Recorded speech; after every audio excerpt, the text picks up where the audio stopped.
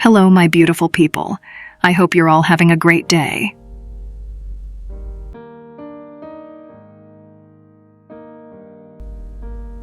Do you find it difficult to stay motivated? I know as adults, you deal with it all the time. And you all know that a goal is not enough unless we are constantly thinking about it and working towards it. Today, I want to share some thoughts on how simply setting a goal is not sufficient unless we work hard and consistently to achieve it.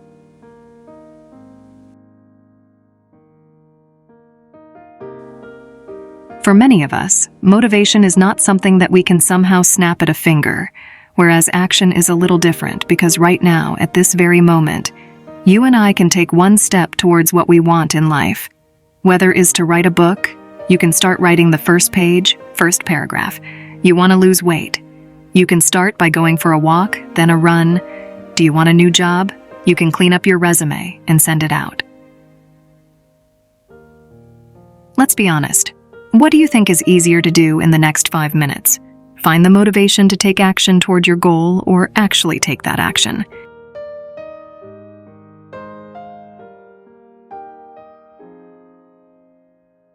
So we know that action is easier to take than finding motivation, and I believe there are two types of motivation: short-term and long-term. Short-term motivation is fleeting and can vary depending on the daily circumstances in our lives. For instance, if you aim to clean out your garage by the end of the month, that would be an example of short-term motivation. Short-term motivation is swallowed. It can shift based on our day-to-day lives. Long-term motivation is not fickle at all. It is not vulnerable to the economy, news, or anything else happening outside the world. It is more like a deep and lasting motivation that is internal. You feel it deep in your soul, that driving force, that desire that pushes you towards your calling and purpose. Once you know exactly where you want to go, it plants the seeds for lifelong motivation.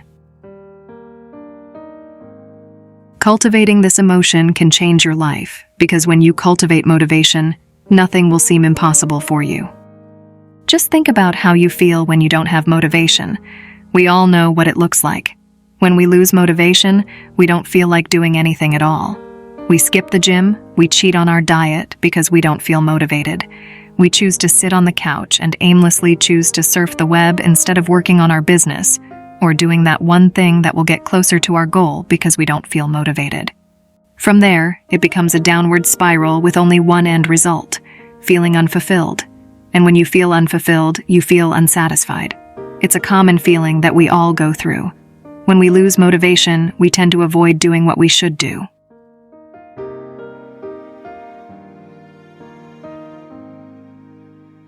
It's important to recognize the signs of a lack of motivation so we can work towards regaining our focus and drive. When you feel unsatisfied, you feel like your life has no meaning and you sink deeper and deeper. Here's the thing. No one has motivation 24 hours a day. I know I don't.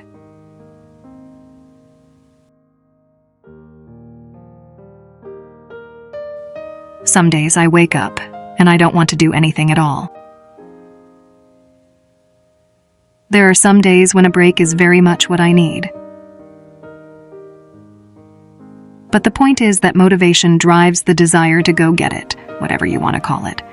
We need to learn to cultivate it, and we cultivate it by doing so by using our minds to ensure that we feel that pull toward our purpose and our goal. And we also know what that feels like, that energy that causes us to say, I want to get up that extra hour early today to tackle that project.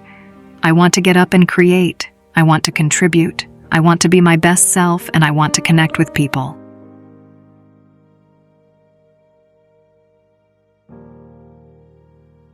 It is something that we get to generate daily by doing, not thinking about it, not talking about it, but by doing.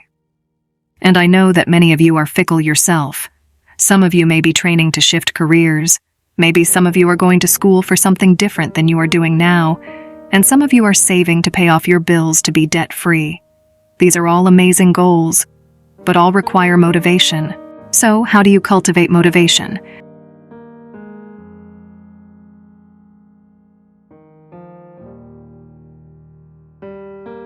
Well, the first thing that you want to do is to focus on one goal at a time. It is really important to set SMART goals. SMART goals are specific, measurable, attainable, relevant, and timely.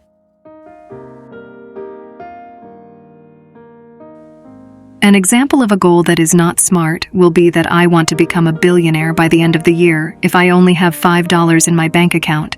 Is it attainable? That is not a SMART goal because I am nowhere near that. Your goal has to be consistent with where you are right now.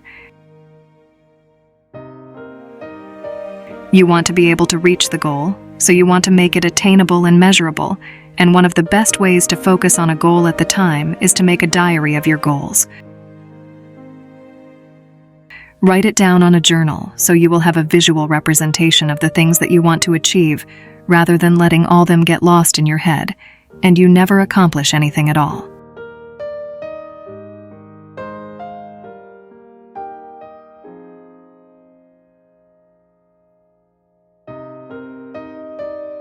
The second thing is that you want to get rid of distractions.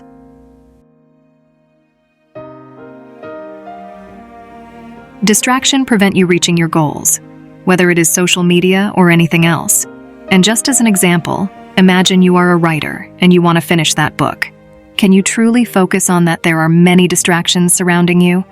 Like television, friends chatting with you, or maybe you have your cell phone next to you while you are typing on your computer. It is tempting now to start browsing on the internet.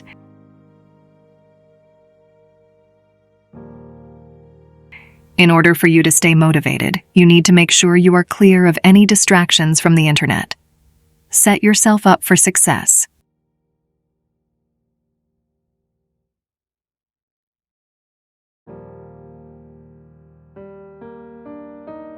Now, the third thing you must do is black out any negative influences.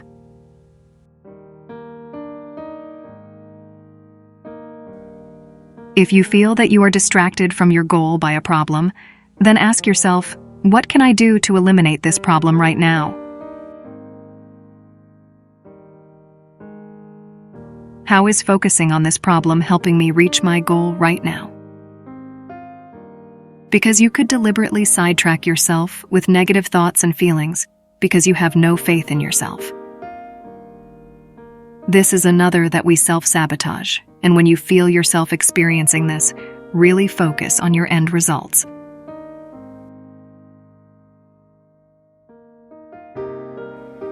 Visualizing what your life will be when you get there is a great way to get past it. A great exercise that I suggest to you is to take a piece of paper and write down all of the things that you will have accomplished, let's say, in the next 3 years. So think forward 3 years from now. Everything you want to accomplish has happened. It has come true, so could you write it down? What is your daily life like? What activities do you do? What relationship do you have? How much do you make? And how do you make your living? How do you feel?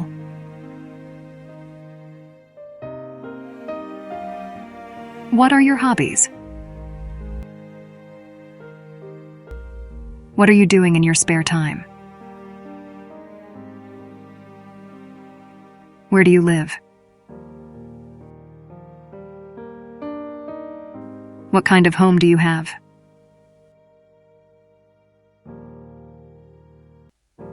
Write in the present tense as it has happened already, and be very specific.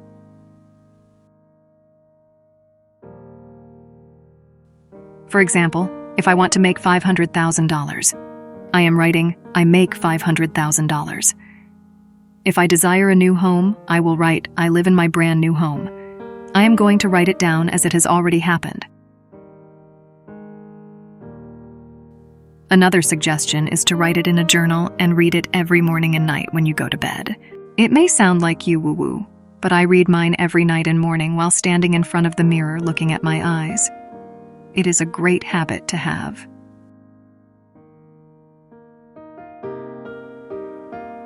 Because when you read your goals first in the morning, you will notice that you find yourself that you are doing more each day to help you meet your goals.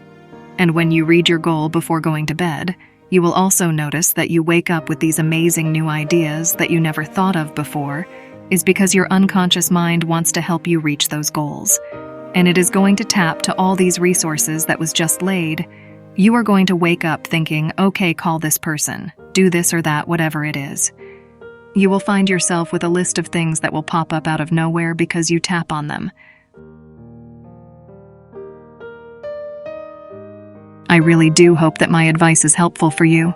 Motivation is so important because it is the fuel we need to continue striving for our goals and dreams.